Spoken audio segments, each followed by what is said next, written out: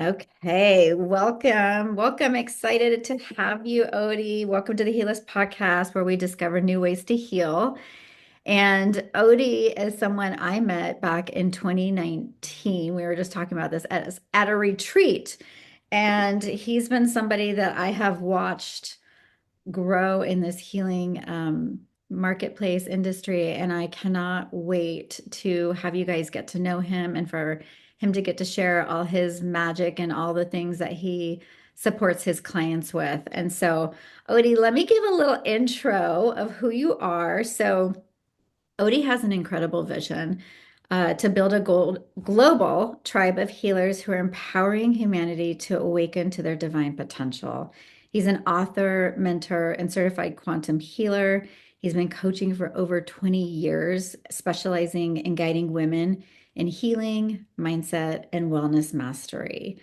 So many cool things that Odie is up to. He definitely has this incredible book that he wrote. Tell us about your book, Odie.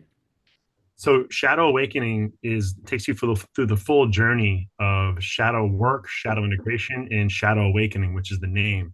And so the whole process is identifying our suppressed, repressed, and denied emotions deep within our psyche. And to be clear, what psyche means soul in Greek. So essentially, shadow work is soul work. And a lot of people in society today, they're so overstimulated, their nervous system is dysregulated, their mind, their body, there's this disconnect. And so a lot of what shadow work does is like when you go to the doctor, therapist, and like you find like they can't figure out what's going on. Like, what is the root cause? Oftentimes, Western medicine is only dealing with effects. And that's not to say there's not amazing doctors and therapists out there too.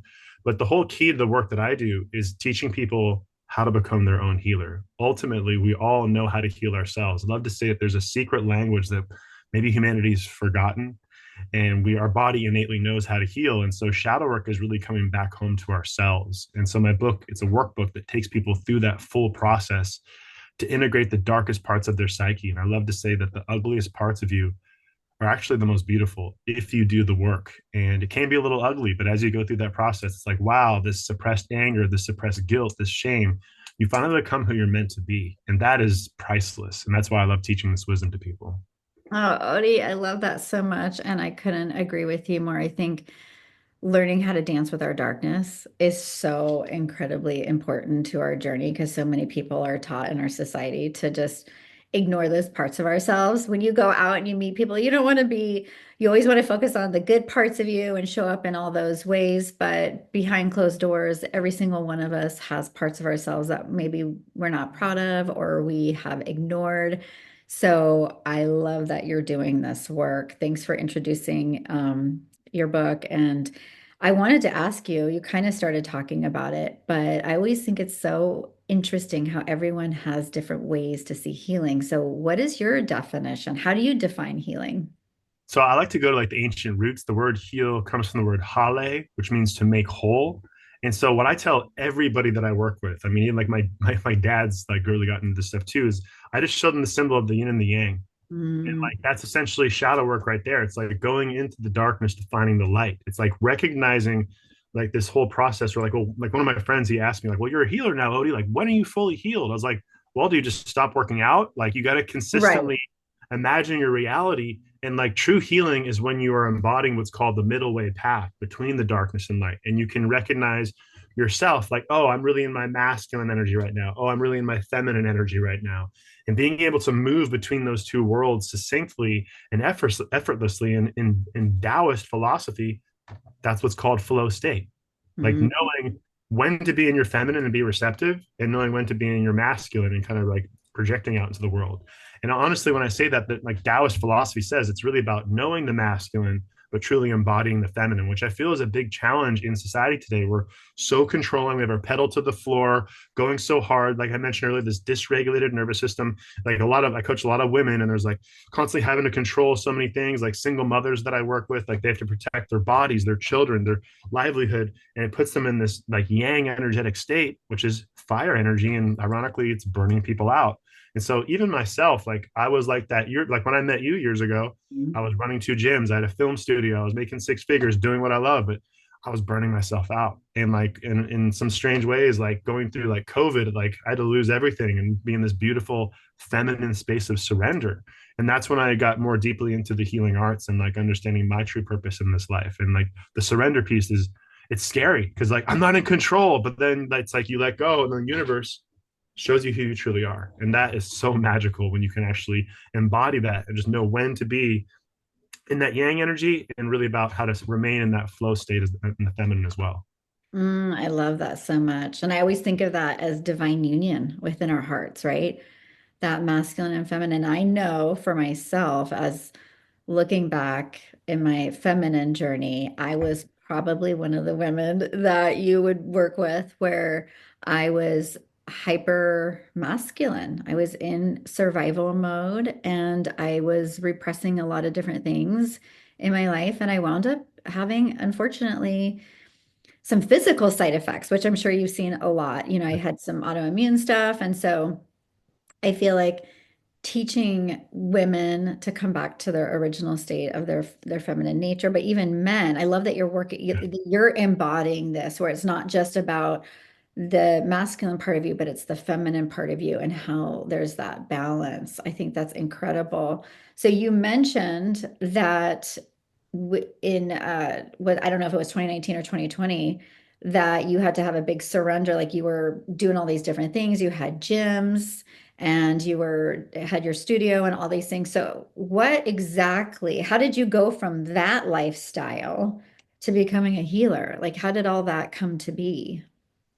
Well, so like the funny thing, Don, that's why I'm so grateful to be on your podcast is that you were actually part of that, as I mentioned before we got in the call, where at that we met at this retreat. It was this high end retreat with these coaches from all over the world, and we were actually in the same group, and it was really cool because like I was doing good, but we were in a lot of like really high end coaches. So it was like, damn, there's a whole new realm of coaching out there.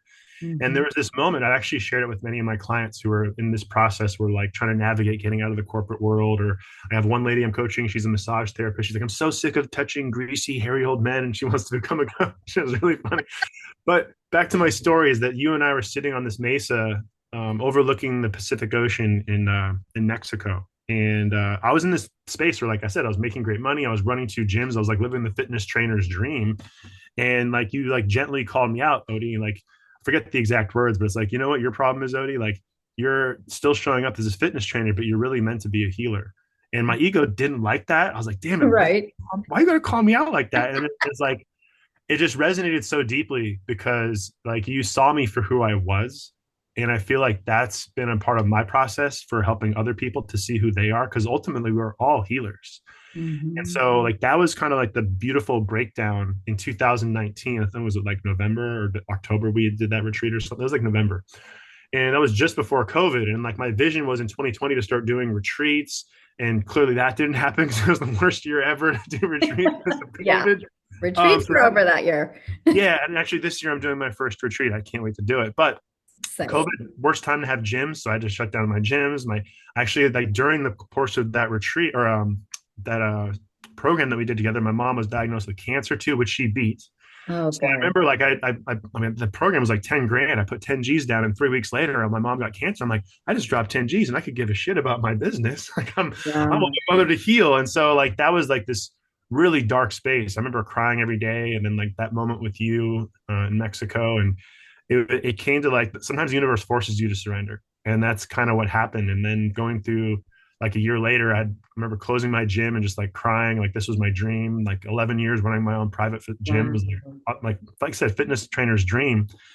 And I built a camper van, started traveling, and I started writing my book, creating a video course on shadow work because I'd met some coaches like advanced coaches who told me like when they do healing work, they first thing they do is shadow work because you get 5 steps down the road. Oh, the shadow pops up. Oh, you didn't heal that shame wound. There it is. You're going to keep finding ways to feel shame. And Mhm. so I like really got into shadow work, read like 10 books on it, did a shadow work course. And I was like, damn, this is like the juice right here. Like, this is like the future of the coaching industry, which I think we're seeing more and more coaches are realizing we got to get into the shadow first. Yeah. I think the challenge is clearly defining what shadow work is so people understand like it's working with suppressed, repressed, and denied emotions. 90% of your shadow is pure gold. It's just the 10% of darkness. And like when I say that for myself as a young like man and being an adult male, no one ever taught me about how to feel an emotion. No one ever Right. taught me how to like go into that space. And I realized that so many men and women are really suffering internally because we're not taught these tools. So Mm. my vision is to make it accessible, and because it is pretty deep stuff, but like creating a system. When I say system, it's save yourself time, energy, and money. System, save yourself time. There we I go. like that.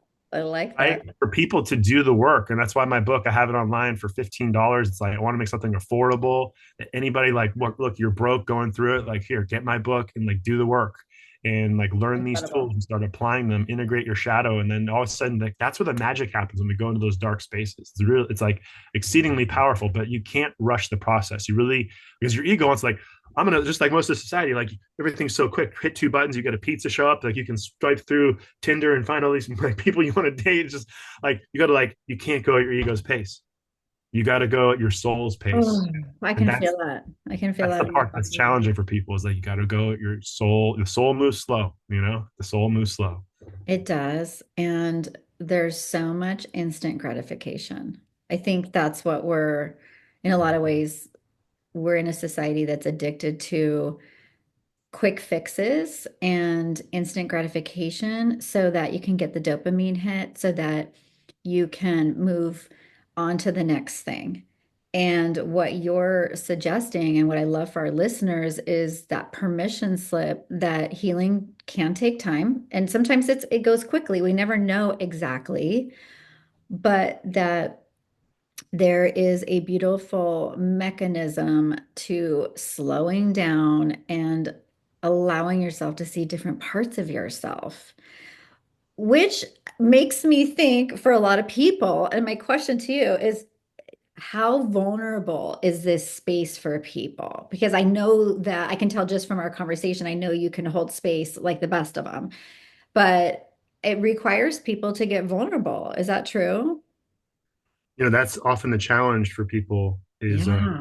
is to be vulnerable in a society that tells us no. Like I feel like not to put a blanket statement, women are more comfortable. I work with more women. I do. I love working with men. These men out here really just like to open their hearts up when they've been closed for so long. But yeah, like the vulnerability is a superpower. And It because when you is. open yourself up, it's like where the real surrender occurs, coming back to that point. Because when we don't have that space, we have these barriers that block us from our true self. And I feel like a lot of the work that we do as healers and through the coaching process is like people have put these blinders up. They're in a very linear Newtonian model of consciousness. And we gently peel back those blinders to see like the full spectrum of what's available. It's like you're looking at a rainbow and you're not seeing all the colors because you're suppressing certain emotions. Like, oh, there's the green, there's the blue. And like, it's funny because we talk about like the chakras and different energy systems in the body, but a lot of it really is like you're not seeing all the colors that are available to you. And like that is like I said, it's so priceless doing this work because you finally feel safe in your own body. Like when your nervous system is Yeah. regulated and like that helps you in every relationship. Your sex life improves, like feeling safer in your body. Like every aspect of your life is amplified and people feel safer around you because you feel safe. You start to attract new people into your life. And that surrender, that's the part where like you can do this on your own, but that's why I built my school and my academy. So like years ago, like 5, 10 years ago, I felt really alone in the journey. I started like Yeah. waking up and like doing all this stuff. I'm like, I tell people who are like highly empathic, it's like being empathic is like it's a gift and a curse. It's a curse until you recognize like what abilities you have, but like you're like feeling people's energy, you can like sense their emotions and like oh my god. And I remember I was using drugs and alcohol like 10 years ago to just I've got a numbness. Oh my god, I'm feeling way too much. Like my nervous system is just so connected to the field, and so a big part of my process lately, which you and I reconnected, I was like getting sober, like real like I've been sober for 2 years off of alcohol. My cousin died from alcoholism. I was like, oh, I'm done. Oh, I'm wow. done. Like that was just like that hit it. And then that sobriety also 2 years ago is when I got my I started my certification as to become a quantum healer. I'm like, if I'm gonna go all in, I need to be authentic and I Yeah. can't be drinking alcohol. And that was a huge shift for me because now my healing abilities are just amplified to whatever degree, including with my meditation practice. So the sobriety, which really comes down to clarity, and that Yeah. clarity allows you to see through the BS of the world like so much better. You know what I'm saying?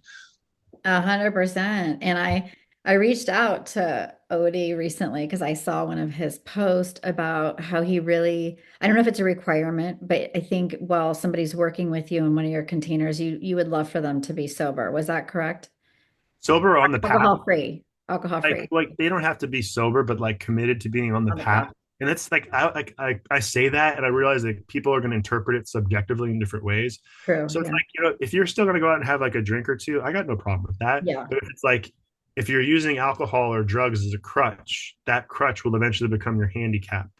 And Yeah. so, like, and then there's different types of drugs. Like I've helped men who struggle with porn addiction, and that can be your drug there, or like Yeah.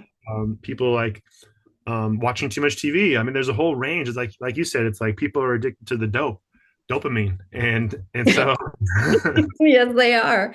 Oh my God, that's so funny. Well, and it's true. I think I always had this deal with myself for about the first. Well, I will say I've been so alcohol free, sober this last just over a year, and just like what you were saying, my gifts are amplified in that space, and but I also understand that some people, for them having a drink or two or whatever they want to do, I'm like, okay, but I think sometimes these substances, these things that we use for instant gratification, are the very thing that keeps us from feeling and seeing the rainbow. Like you said, there's the rainbow of all these different colors and all these feelings. And for me, it was when I stopped drinking, it made me realize I was like, wow, I've never really let myself experience the lows because I always would just say, oh, I'm going to go out and have a drink with my friends and go have some fun and not worry about this. And I realized part of the healing process, like you're talking about, was that when I stopped drinking and there was no external thing to kind of give me that lift, that yeah, I had to go within myself and resource and be with those feelings. And maybe some of them weren't as pleasant as I liked. And this is very much shadow work, right? It was yeah, like, oh, this doesn't feel very good. And then but over time, coming back home to myself more and more and realizing I have the ability, the strength to find that joy in all the different things. But to what you're saying with this shadow work, how do you, and I know you don't have to go into all the details, but like, how do you get people to start to even recognize their shadows? Because I know that people, when they're trying to manifest an up level in their life, a lot of times there might be like a saboteur within them, or, they might kind of get to a certain point in their growth and evolution where all of a sudden they become really sick or something happens, right? So, how do you help people with the modality and the work that you do? Start to even identify if they have shadows and where they might live. yeah. Just took a couple notes here because I'm like Yeah, sharing, touching all these things. Well, like I want to come back briefly, and I'll get into that in a please second. The sobriety I find creates distortion in your field, and that distortion in your field leads to a lack of coherence. talk to And me about this. What do you mean? so by Being sober or not being sober? not being so when you're not sober, it creates distortion in your field, your energy field, Okay, got it. right? Mhm. And so that creates a lack of coherence. Now, when I speak of coherence, like Dr. Joe Dispenza, he works with Heart Math Institute. And like, I'm not an expert in what I'm sharing, but this heart coherence, one of the things that I learned from my father was a sound mixer in Hollywood. And he always told me that the center of the word heart is ear. If you look at the word heart, the center of the word heart is ear. Oh, And so wow. when we're authentically coherent with our mind and our body, but specifically our heart, we have to be able to slow down enough, regulate our nervous system, and listen to the whispers of our heart. And when Hmm. we're in that distorted space, it's very difficult to do that. So like a big part of like when I teach shadow work is getting people to do a meditation practice. It's better than a medication practice. and, so, Yes, it is. Yes, it is, Odie. and as we come back, like I not to get too into it, but like we want to work with like getting them into our bodies, and like that heart space is the center point. And so learning to like allow like the chi or life force energy or our thoughts and our energy in our head to drop down into the body. And that may not happen until like the 36th minute of your meditation practice. And our minds are so busy. It's like, can you just sit and finally your mind shuts up? Like sometimes I'm meditating, like, can my ego shut up? And I pretend I'm watching a little boy run around naked and like, just come back. Let's Oh, that's hilarious. I love yeah, that. trying to make it funny, right? Yeah. Then I get in this space where like finally my energy drops into my heart, and then I can actually have an authentic conversation with my higher self, God, source. You can label it whatever you want. And in that space, like I said, the center of the word heart, we really listen and we get some authentic messages. And that's the part where I tell people, like, I'm a healer, you're a healer, but ultimately everyone is their own healer. And it's all Yeah. about bringing people back to their heart space. Mm. Now, when we talk about shadow work and the saboteur, right? When we suppress our shadow, the more we suppress our anger, our guilt, our shame, like, I'm not going to look at that, we're pushing it down, it actually gets bigger because we're suppressing parts of ourself. So the more you stuff it into the shadow, the darker parts of ourselves, we talk about the shadow, it's just like that yin and yang, right? You're stuffing it in the darkness will actually grow, and you'll actually be living in a false light reality. So as we stuff it down more, that inner saboteur, that inner critic, like I tell people when I teach shadow work, because this often comes up, I still have this too. Like you'll be like going about your day, and then like this voice in the back of your head, you're not worthy of love. You're stupid. You're a victim. I tell people like you have to use analogies because like ultimately we're working with energy. Yes. So I tell people just imagine that voice comes in and like you. That's why the meditation practice is so crucial. Is you slow down and then you're like, wait, where the hell did that voice come from? And I Yeah. tell people to do this. Imagine you have a flashlight, turn around and shine the flashlight right in the face of that part of yourself. Say, what do you want? And then your shadow goes, ah, ah, ah, you saw me. And so I'm trying to make this fun, but like you start to face that part of yourself that's in the background, like you're worthless. You don't deserve love. You're ugly, right? Like keep sabotaging yourself. And like it's just a part of yourself that you've been suppressing. And so when you shine that flashlight and you start to create a conversation with that part of yourself, like I'm saying this all logically. It's not very logical when you're in those spaces, it's much more abstract. But as you get into that space, you're able to change, like you said, it's your identification. Because Hmm. if you're identifying as someone who's not worthy of love, what do you think your dating life is like? Right. Probably not very good. If you're identifying as like a victim, like what's your diet like? I started as a nutrition coach and I was very successful. I've helped people lose thousands of pounds. And the more I like some people, I'm like, why isn't this person getting results? And then I started learning about limiting beliefs and suppressed emotions.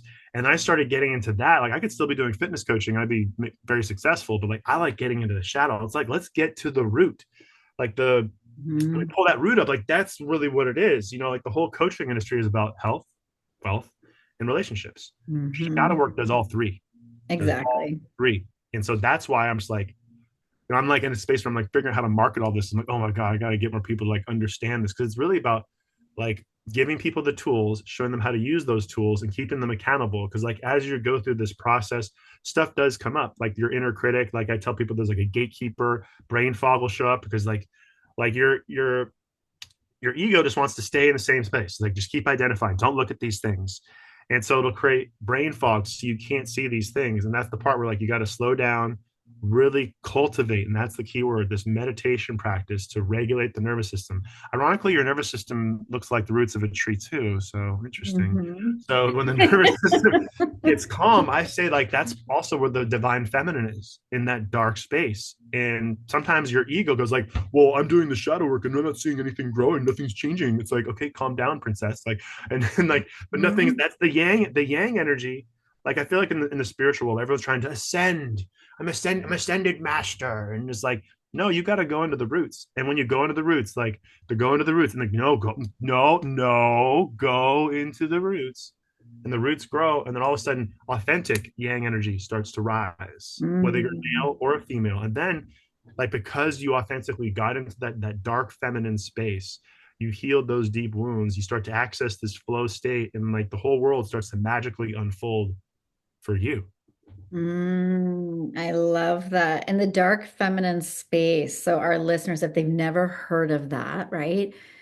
I call it sometimes the void. And Yes. maybe it's the liminal space. It's that space in between where it's not so tangible. How would you describe it? What's it? That it's like the ultimate surrender. Yes. It's this space where like I like because I'm really into like five element theory. When I say it's like where it's working with like Chinese medicine, and as we Hmm. go through the seasons, this is the part that people struggle with. It's like you feel like you're dying, and it's like you look like I actually have like I've been doing this garden in my backyard. I'm not a very good gardener, but I'm learning. I'm like, oh, it survived. I did something right, you know. Yay. But you look at the seasons. Like I remember a couple of years ago during COVID, I started this garden. I was like, oh, I'm stuck at home. Might as well start a garden. And like some plants are like hit winter, which is the season of the dark feminine, and you think Yeah. they're dead. Like, oh, this plant might this raspberry bush, and like it, I don't know shit about raspberries, but like, oh, it died. And then all of a sudden, spring comes and boom, it explodes. So I think what like that's why I love looking at nature and like meditating in nature. And like one of my goals is to do retreats where we're going to go meditate in the woods. We're going to take your phone away for an hour. You're going to sit with this tree, you know? But back Mhm. to the point is that sometimes people, when they go through shadow work, it's a sacred death because you're surrendering to this dark space. And in that dark space, you feel like you're dying, but it actually is the deepest roots growing. And that's the challenging part, explaining it, because I can explain it very logically to people. But that feeling of going through that like, oh my God, I'm dying. And yes, you are. The ego that no longer serves you is dying. And when Yeah. you finally go through that transcendence, that's the key word, transcendence. I like to say it's like you're ending this trance. Even this, it's like nightclub and there's this crappy music and you keep dancing. Like, why am I dancing to this song? I'm not even happy. Like transcend, right? You end the trance. And then as you finally go through this sacred death, that's what I mean by the dark feminine. The dark feminine is actually not even my opinion, some books on alchemy. It gives you a gift. This is the new you. And I Mhm. can say that logically. It is a Mhm. very different experience to feel that and go through that. I know you have. I've gone through it. I mean, like I mentioned before we got in the call, I fractured a vertebrae a few months ago, and I was in so much pain, and I couldn't even move. I just had to sit there. I'm like, all right, I'm just gonna sit here because I'd move. I'm like, yeah, it's so much pain, and like that, like there's different layers of it through life. But that's where I like just that's when we talk about the dark feminine. It's really the sacred feminine, and that's where I feel humanity is coming to space where we burn ourselves out in this masculine energy, and people, whether they like it or not, are being forced to embody that divine dark feminine space. And the people who honor that journey are blossoming in magical ways. And that's the part that I love. I love seeing people go through that and supporting them through that process, because that's where like you literally feel like a magician. Your whole I like when I say magician, it's like you literally are actually utilizing your imagination. Part of the word imagination is magi, like it's literally like magic. And Mhm. and when you have these blinders on with your ego, you're not a magical being. And then when you recognize what's possible, your imagination, you can actually create the reality of your dreams. I So hopefully that love wasn't too that. woo woo, but I love sharing the No, I reality love of the. it. I love it. And what I hear you really saying for our listeners is that you're tr such an important piece of this is trusting that Yeah. space, trusting the void, trusting the darkness, trusting the uncertainty, but also having certainty beyond logic Yes. that you will come out on the other side. You will go from winter to spring. You will bloom and blossom again. You're not always going to be stuck in this space. And I too, like you, I've been in those voids and all those things. And I have found that when I actually let myself be initiated through the whole process, not stopping it halfway by that instant gratification or, you know, going in a new direction that will distract me for a couple years. I mean, there's some people that get distracted for years and years, but if I actually let myself go through the initiatory process, where there's that big surrender, then to your point, what's on the other side is pure magic because it's a new you. And that is really what so many people are seeking in some ways is that it's not to say that they need to be new, but it's that version of themselves that is more grounded, feels more safe, can be more authentic, and show up in new ways so they can have new things in their reality. Yeah, well, I mean, I love, as you know, I'm a wordsmith. And so, like, part of the word surrender is render. Everything changes in that space. And, like, when I say that, a lot of people, it's like, I say that word, but have you really experienced it? You Mm. know? And, like, the grounding piece, too, that you mentioned is so powerful, too. Like for me, I find like I have very strong yang masculine energy in my astrological chart. So like I have to like really actually embody working on my feminine space, being very grounded. I do a grounding practice every morning. I wake up and imagine connecting with the earth. And you look at like electricity only works when it's grounded. So you need to have that grounding space and like really feeling that connection to Mother Earth, right? So like a lot of people are so overstimulated, our nervous system is dysregulated. I think I've said that a few times that like you have to make a consistent practice to slow down, to embody that darkness, to like honor your healing journey. In that space where you feel grounded, you're going to feel safe, and then that's where like the roots grow stronger. And as we mentioned, the magic happens almost effortlessly. People are like, how did you manage? How did you manifest that? I'm like, I just did the work. You know, it's different for each person, but a lot of it comes back to that word of surrender, and like you said, initiating yourself into the process. Yeah. And for me, I realized I don't know if it was a shadow or how I would have kind of categorized it, but when I left a 33-year life in San Diego to start an incredible new life in Boise with my fiance, I didn't realize how much grief I was going to experience because I was, Mm. shifting identities and when I started to go into the grief, which I feel like is one of the deepest initiatory processes, because I think when people do shadow work, they start to realize parts and see aspects of their lives that maybe have never been tended to. Yes. And there's grief sometimes in those parts that weren't tended to. So I know that for me, when it was the grief and being kind of in that uncertainty, I think the hardest thing for me was the lack of control. Mm. And I feel like so many of our listeners, if they are that person that's like going out in the world and they're kind of hustling and working hard and doing all the things, and here we are talking about healing and slowing down and getting rooted and all of that stuff, right? It's kind of coming into more stillness. And that's why when you're talking about your meditation practice, it sounds so rich and it's so important. And I too love meditating.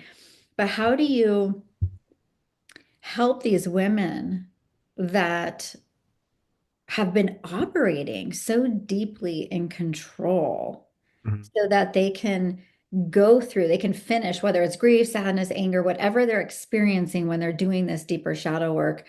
How do you keep them from getting stuck in that piece of maybe just staying there and not wanting to finish the process and then just and letting go of that control and kind of move them through? So like I feel like it's different for each person, but there are general foundational principles like utilizing your breath and like kind of like I mentioned earlier with like getting the energy out of your head and into your body. So like a simple practice that I can share here that I actually do, I teach meditation classes weekly in my online school. I do what's called central channel breathing. And Mm. so like this is a very simple tool that anybody can start applying today. And I've had people tell me it saved their life because like what happens is, and this is like some, I'm trying to break this down, it's like advanced alchemy. Most people are stuck in a linear timeline where they're like, this is my past, and they're creating their future based upon their past. So they're constantly in this linear model of consciousness, which is actually very yang masculine, like because there's like it drives them nuts. Yeah. So this is like in alchemy. I learned this in, like I've had like multiple mentors explain central channel breathing. The key thing to central channel breathing is shifting your orientation from a linear consciousness, right, to front and back to up and down. So when we do central channel breathing, very simple, you inhale into the belly, exhale down into the earth, inhale from the earth into the belly, exhale up into the heavens, then inhale back into the belly, and you just keep moving energy up and down the central channel. I tell people to imagine they're like a tree, connecting the roots to Mother Earth, connecting the branches to Father Sky. So they're actually embodying yin and yang energy, and they're bringing Father Sky and Mother Earth together into their heart space, as I mentioned, right, with my picture here. And so what we're doing is you're actually training the subconscious mind to shift your orientation from past and future to being present. And you get more rooted in the present moment. You start connecting to the heavens above, and that starts to regulate the nervous system. And that simple practice, like I say that, you do it 3 times, it's not going to work. You need to do it for like a year. Like Right. it's like don't do one workout and get big arms or like Yeah. abs. That's why I created Academy. So I keep people accountable. We got to make this a regular practice. And the more you do that, a lot of my clients tell me, I'm in a stressful situation. There's all this chaos going on here. Central channel breathing. They can do it and no one even knows they're doing it. Just like, and they're just bringing themselves back into the present moment. It helps them to stay calm. And like that little nugget, like I said, I worked with the Oriental medical doctor. He taught me that. I worked with a Taoist shaman. She taught me that. And then in my books on alchemy, it's like, it comes back to that point, getting you out of this linear timeline and becoming so present in the moment. You actually don't age as quickly too. It's literally like That's a good thing. that's a really good thing because our minds are so addicted to time and the orientation to time. But I always say time backwards is emit. It's all just energy. Mm-hmm. And when we shift our orientation from a linear model to a up above and below model, it's like as above, so below, right? There's the law of correspondence right there, some of the deeper teachings of esoteric wisdom. And you start to shift your orientation, your body doesn't age as quickly, you're less stressed. And actually, the main thing is you're expanding on the fullness of each present moment. You're expanding on the Mm-hmm. fullness of each present moment. And that helps a lot of people with mental and emotional health problems too. So I actually work part-time as a mental health counselor. I got this job 6 months ago. Oh, it's not, cool. it's, it's not the best paying job, but like it is like so fantastic to be on the front lines of mental health. And I get to lead groups of all these people who are on all kinds of drugs, like people who have been on suicide watch, and I teach them this stuff, and they're like, oh my God, it's the first time I felt safe in my body in like years. I'm like so touched. Wow, that's incredible, Odie. And really too, what you're helping them to do is be able to react to life differently, right? Because if we're in Respond to life survival, differently. yeah, if we're in that, reaction and survival and not feeling safe, we're going to make different decisions than we would if we felt that timelessness that you're talking about, that conscious awareness that we are not just this human, but we are connected to something bigger. And then you can show up and make different decisions from that place. And that's how people start to change their lives, which is so cool. I love that you're doing that and going to the mental health place. So, on that note, if somebody were new to healing, where would you have them? Where would you suggest they start with meditation or the breath or?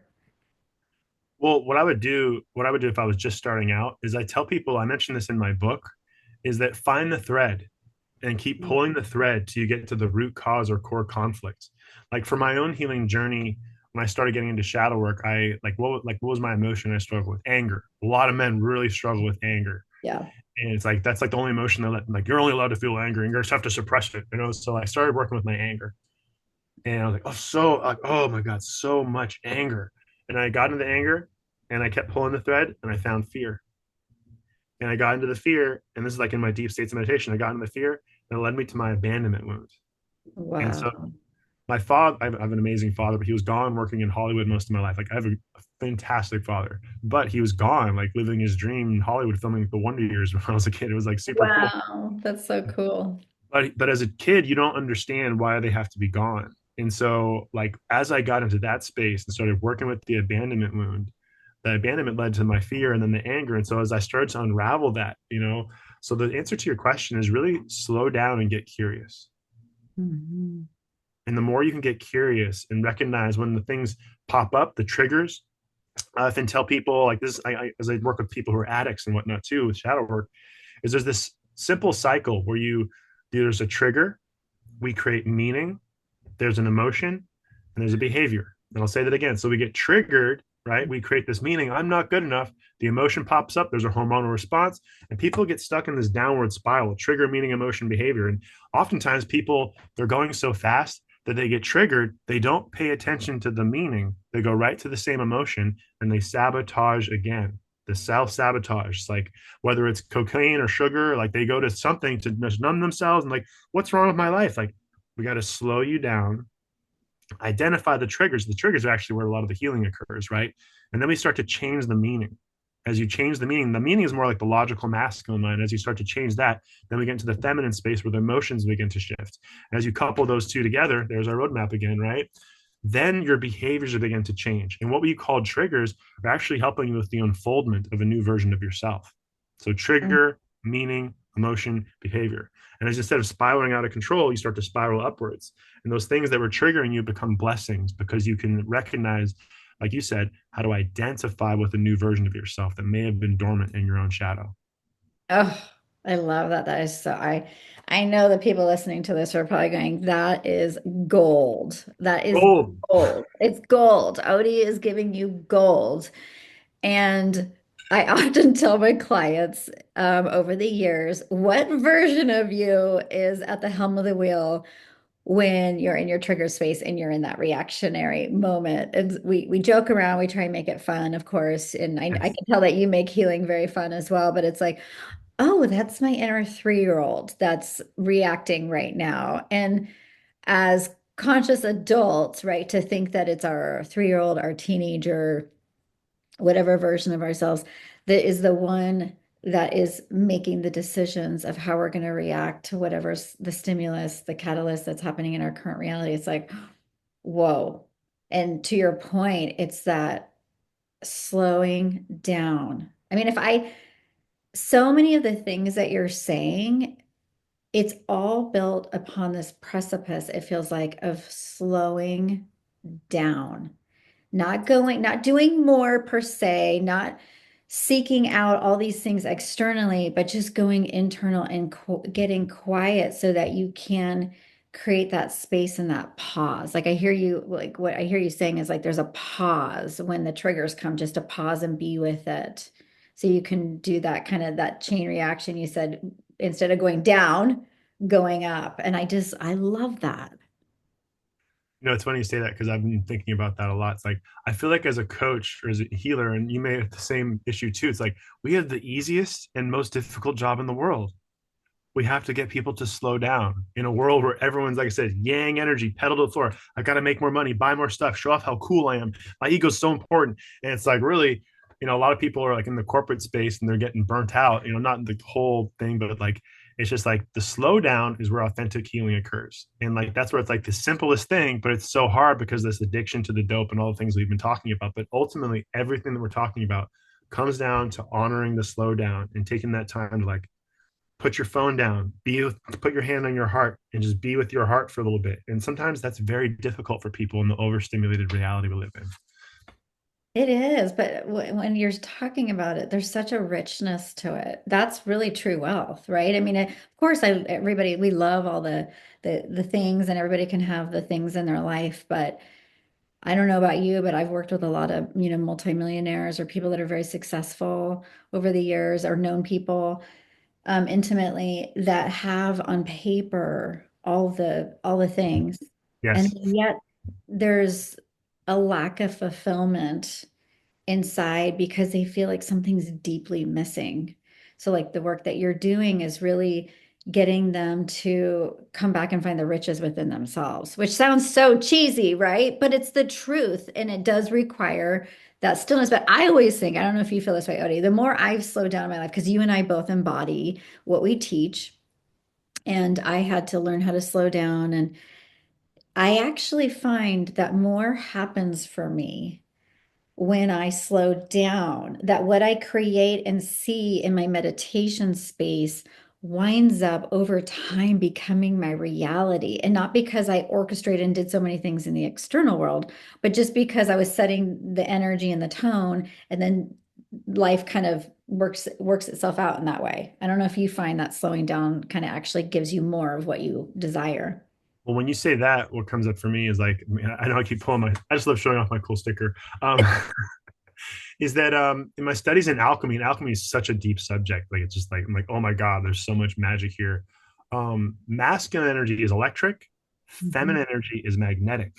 So, like, that's where we burn ourselves out in that electric energy. There's nothing wrong with masculine energy, but if we're not embodying that magnetic feminine energy, when we really go deep into that space, the whole field starts to shift and things are just drawn to us.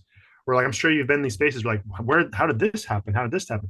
And like, the more we can slow down, that magnetic frequency, like literally, you're more tuned into the quantum field. Like your nervous system is tuned into the quantum field. And that magnetic frequency just starts to attract things and people and places and stuff that you never thought possible when you're like trying to control and in this electric masculine energy. So it all comes back to, like I said, we've been talking about that dark feminine space, the surrender, coming into the space of being grounded, the stillness.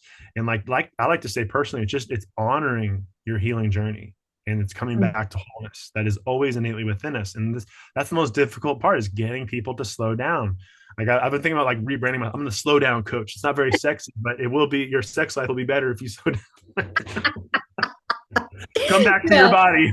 Come back to your body. The ultimate invitation, right? But I love what you're saying. And I love that piece too, where you were talking about for people that are new to the healing journey. And I think even if you are already on a healing journey, what you said about following the thread, having that curiosity, and knowing that life is always, when you're kind of open to it, life will always start to bring you answers and support you in that. And I love that. That's also gold.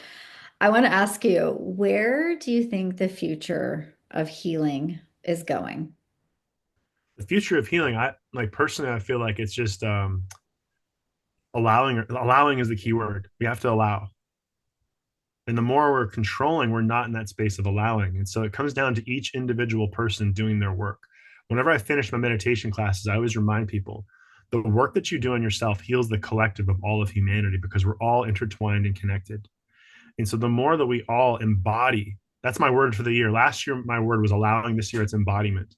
And so the Nice. more we actually embody, like everything I'm saying, it's like I'm in my mask and I'm explaining all this logical stuff, and that's great, but it doesn't mean anything if we don't embody it. Like when I started my academy, I was just doing teachings, and then I was like, I could teach people till the cows come home. I'm great at teaching. I'm excellent. I've been doing it for 20 years.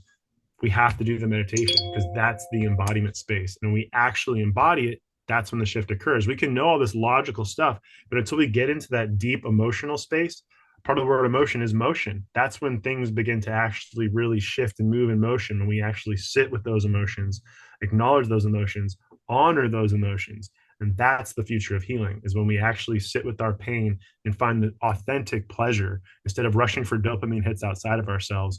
We actually find it's all been sitting within us. And so that to me is the future of healing.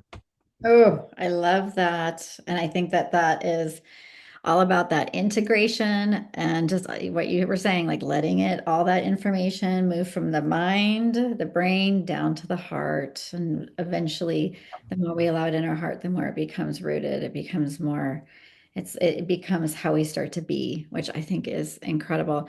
Odie, I feel like I could talk to you for hours, but if people want to find you, work with you, what's the best way to find you? And what is the most current thing that you are offering right now to support people so they can hop on your website or get to learn more? So alchemyhealingacademy.com is my website, and there's some free gifts there. If you go, there's my ebook. You can check out Psychic Embodiment. I'm actually teaching psychic abilities right now in my academy, which is super cool. So fun. Also, a free money shadow workshop, so you can find what's blocking you financially with your shadow. And those are two free gifts. If you'd like to read, get the ebook. If you want to watch a video, you can watch the Shadow Money Workshop. And you can also get my book, Shadow Awakening, on Amazon. And it's like I said, it's $15 affordable. It takes you through the whole process yourself. And the big thing that I'm doing right now is my first ever shadow work certification. And I'm really excited to do it. I'm making it like it's going to be pretty low ticket because I just want to get people doing this work. But yeah, you can go to my website. I actually don't have anything up yet, but in the next like few weeks, I'll be posting stuff about that. And also my first retreat in a few months. So my vision is to do 10 weeks of shadow work certification. And then after that, I'll have a retreat for the people who are keen to doing the deeper work out in nature and whatnot. So that's all the stuff I got going on. It's a lot actually, but I'm super excited. Is the whole vision is to empower a tribe of healers globally and teach as many people how to do the work. And I've been saying this even when I was a fitness coach. The goal is to have each person just be like a drop in water, creating a ripple in the lives of everybody around them. And that's what we're all here to do. That's amazing. And when we first started, I love how what I thought in the beginning was that you were actually training people that were already healers, in some way, shape, or form. But what I'm hearing you say, I'm sure some of those people get trained with you too. But what I really hear and my big takeaway with this is that you're training people to be their own healers, right? Yes. And that is a gift that keeps on giving. So thank you for the work that you do. Thank you for being on the podcast today. It was so fun. And I will put in the show notes all the information so you guys can be connected to Odie and have a great rest of your day. Take care.